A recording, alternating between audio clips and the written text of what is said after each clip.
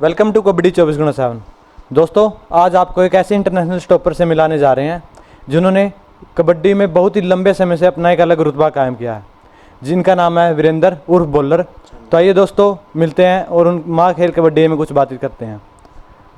भाई साहब, सबसे पहले तो कबड्डी 24x7 पर आपका स्वागत है। स्वागत है भाई साहब, नमस्कार। भाई साहब, हमें ये बताइए कि आपने कबड्डी कब और कहाँ से खेलनी शुरू की? कबड्डी पहले तो गांव में से खेलते थे भैया। ये अपने मिट्टी से जुड़ा हुआ खेल था, गांव में खेल लेते थे, बच्चे थे सब।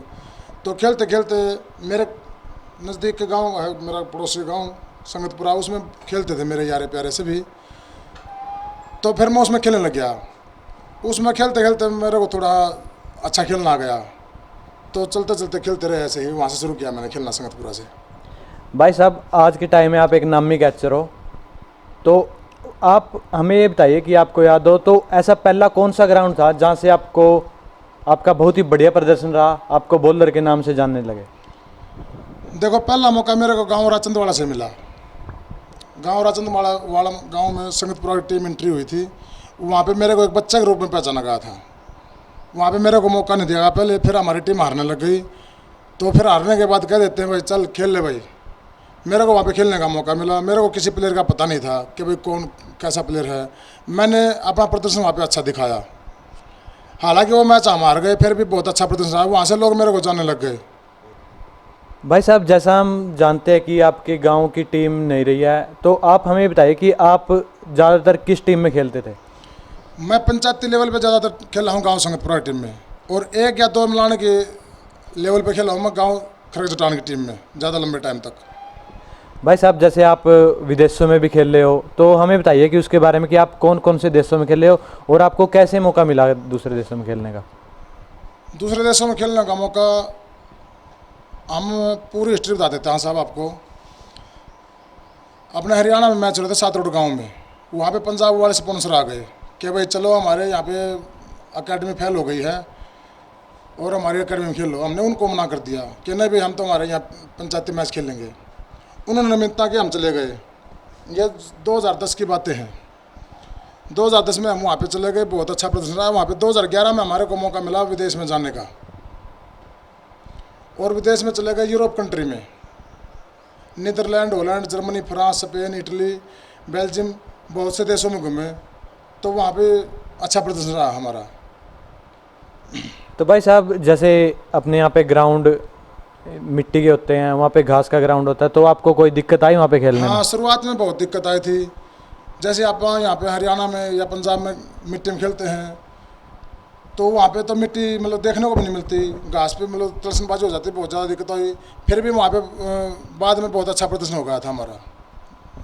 भाई साहब, आप एक इंटरनेशनल प्लेयर हो, जो पंजाब में लीग हुई आप उसमें भी खेल ले, हरियाणा में लीग थी आप उसमें भी खेल ले, तो आपको क्या अंतर दिखाई दिया हरियाणा और पंजाब में? वहाँ पे मान सम्मान कैसा हुआ, यहाँ पे कैसा हुआ? हरियाणा और पंजाब में बहुत अंतर है भैया, बहुत अंतर है। पंजाब में एक शेड्यूल है, नियम है। अपने हरियाणा में उसके एवज में वो नियम नहीं है। पंजाब में क्या होता है, पंजाब में एक तो प्लेयर को ऊपर उठाया जाता है। जो भी नया प्लेयर थोड़ा अच्छा दिखता है उसको ऊपर उठाने की कोशिश करते हैं। और वहाँ पे शेड्यूल बहुत अच्छे हैं। अकेडमियों के मैच होते हैं। अकेडमी में जो प्लेयर नया प्लेयर बढ़िया खेलता है उसका बाहर का वीज़ा लग जाता है, बाहर खेलने का उसको मौका मिलता है। और अपने हरियाणा में ये मतलब सिस्टम नहीं है, बाहर लेके जाना, बाहर खिलाना। ठीक है, हरियाणा में मैच होते हैं, पंचायती लेवल पे भी होते हैं, क्लबों के लेवल पे भी होते हैं, पैसा भी बहुत रखते हैं, फिर वो नियम नहीं है। पंजाब में तो 3 दिन पहले 4 दिन पहले टाई गिर जाते हैं कि भाई इस टीम का उस टीम के साथ मैच है। अपने हरियाणा में क्या था, जो जिस गाँव में मैच हो रहे हैं उसी गाँव में पहले वही उन्हीं की हुआ होती है टीम, या कबड्डी मतलब कमेटी की चाल बुक होती है, कोई शेड्यूल नहीं होता। भाई साहब, जैसे हम देखते हैं कि 95% कबड्डी खिलाड़ी की आर्थिक स्थिति कमज़ोर ही होती है, तो जब आपने खेलना शुरू किया उस टाइम आपकी आर्थिक स्थिति कैसी थी? बहुत नाजुक सी स्थिति थी भैया। आर्थिक कमजोरी, बहुत ही ज़्यादा कमजोरी थी। हालांकि प्लेयर को कमजोरी सभी को होती है, 95%। मेरे कुछ ज़्यादा ही थी। मैं अपनी मजदूरी करता था फैक्ट्री में मजदूरी करके शाम को 4-5 बजे आता था। फिर मैं आके प्रैक्टिस करता था। शाम को 7-8 बजे तक प्रैक्टिस करके फिर घर पे आके खाना खा के सो जाता था। सुबह फिर मैं फैक्ट्री में जाता था, मेहनत करके फैक्ट्री में जाता था। तो जैसे आपने बताया कि आपकी आर्थिक स्थिति कमज़ोरी थी, तो कभी घर वालों ने नहीं रोका कि आप पढ़ें या कोई काम करें, गेम में ना जाएं? बहुत रोका भैया घर वालों ने तो घर वालों ने तो बहुत रोका, डंडा तक दिखाते थे मेरे को, मेरे माता पिता कि भाई नहीं खेलना है, चोट लग जाएगी, हो जाएगी। फिर भी मैं चोरी छुपे खेल के आता था। फिर खेलते खेलते थोड़ा अच्छा हो गया, फिर कहने लगे कि भाई खेल लिया कर। थोड़ा आसपास के पड़ोसी कहने लगे, गांव के गुआंढ के कहने लगे, भाई तेरा लड़का ठीक हो रहा है, इसको खेलने दे, इसको घी दे दे, मतलब अपने हरियाणवी भाषा में बोल देते हैं, थोड़ा ठीक हो रहा है भाई, घी दे दे इसको। तो फिर घर वालों ने थोड़ा मेरे को बोल दिया, खेल लिया कर भाई, घी क्या वगैरह ला के देने लगे। तो आहिस्ता आहिस्ता फिर अच्छा हो गया, मैं खेलने लगे। भाई साहब, आपने इतने सालों से इतना बढ़िया प्रदर्शन किया है, तो हमें ये बताइए कि आपको कबड्डी ने क्या क्या दिया? कबड्डी ने भैया बहुत कुछ दिया है। डिटेल में मैं मतलब डिटेल में पूछ रहे तो बहुत स्टोरी। कबड्डी ने मेरे को सब कुछ दिया है। कबड्डी ने मेरे को नौकरी दी है। कबड्डी ने मेरे को घर, मकान, गाड़ी, विदेश के टूर, मतलब सब कुछ दिया है। और सबसे बड़ी बात क्या है, कबड्डी ने मेरे को नाम दिया है भैया। आज मैं कबड्डी के नाम से पहचान जाता हूँ, बोलर छन्ना के नाम से पहचान। सबसे बड़ी बात, कबड्डी ने मेरे को नाम दिया है और सब कुछ ही कबड्डी की देन है भैया मेरे। मैं एक बंदा था जो मजदूरी पैसा करके घर चलाता था, और मैं ही आज वो बंदा हूँ। मैं आपके सामने इंटरव्यू दे रहा हूँ और मतलब नौकरी पैसा लग रहा हूँ, सारा कुछ कबड्डी ने बहुत से कुछ दिया है। कबड्डी मेरी माँ खेल कबड्डी है। आप इतने बढ़िया प्लेयर हो, तो आपको कभी ऐसा हुआ कि कभी सीरियस इंजरी हुई हो, आपको गेम से साल 2 साल दूर रहना पड़ा हो? देखो भैया, ये इंजरी का तो खेल ही है। इंजरी तो इसमें होती रहती है। ये मतलब ये थोड़ा अकेले मतलब अपना मैच में बैठे बैठे खेल रहे, इंजरी तो होती रहती है। इसमें मेरे को चोट लगी थी मेरे गाँव निर्जल में, मतलब इसमें सिंधु खेड़ा में गेम हो रहे थे, वहाँ पे चोट लगी थी मेरे को रीढ़ की हड्डी में। 1.5-2 साल तक मेरे को बेड रेस्ट रहा मेरा बिल्कुल। 1.5-2 साल में ठीक होने के बाद मैं दोबारा फिर ग्राउंड में उतरा हूँ। लंबी इंजरी तो लगती है भैया इसमें, मतलब ये खेल बहुत खतरनाक खेल है भैया। भाई साहब, जैसे कोई पंजाब के किसी प्लेयर को इंजरी हो जाती है, तो वहाँ पे स्पॉन्सर उनको बहुत हेल्प करते हैं, तो क्या आपको क्या लगता है कि हरियाणा में भी ऐसा होना चाहिए? बिल्कुल होना चाहिए भैया। जैसे अपने हरियाणा में कोई भी नया प्लेयर है, अच्छा चल रहा है, वो एकदम रुक जाता है।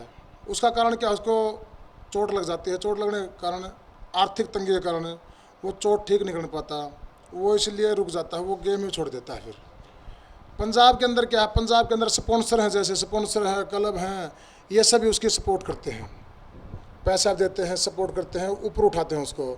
अपने हरियाणा में ये सिस्टम है नहीं। मैं हरियाणा वासियों से यही कहना चाहूँगा कि जो भी बच्चा है गाँव का नाम रोशन कर रहा है, अपने शहर का नाम रोशन कर रहा है, अगर उसके आर्थिक तंगी या चोट लग जाती है तो उसको सहायता करनी चाहिए उसकी, इसीलिए पहले प्लेयर आगे बढ़ पाएगा। भाई साहब, आपका नाम वीरेंद्र है, तो जैसे भी किसी ग्राउंड में जाते हैं, दर्शक बड़े प्यार से लगाते हैं कि बॉलर बॉलर, तो हमें इसके पीछे ही कहानी बताइए कि आपको बॉलर नाम कैसे पड़ा? इसके अंदर भी एक राज है भैया। मैं छोटा होता था उस टाइम पे, छोटा बचपन में मेरी खुराक बहुत ज़्यादा होती थी। हम सारे मतलब काके ताऊ के बच्चे होते थे, सभी लड़के लड़की, तो खाना खाते थे। मैं सभी का खाना खा जाता था।